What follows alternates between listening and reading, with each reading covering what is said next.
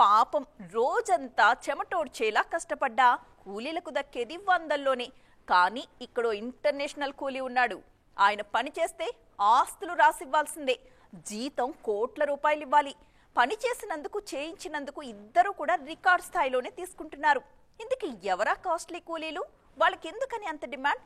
ఈ స్టోరీలో చూద్దాం.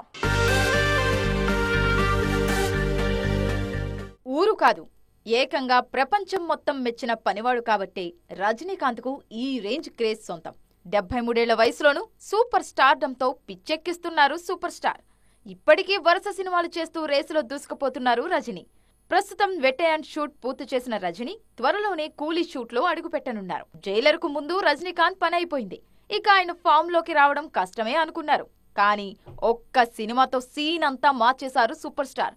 వెట్టాయన్ కోసం 200 కోట్ల పారితోషికం అందుకుంటున్న ఆయన లోకేష్ కనకరాజ్తో చేయబోయే కూలీ సినిమా కోసం ఏకంగా 260 కోట్లు అందుకోబోతున్నట్లు ప్రచారం జరుగుతోంది. రెమ్యునరేషన్ విషయంలో రజనీ ఎప్పుడు ట్రెండ్ సెట్ చేస్తూనే ఉంటారు.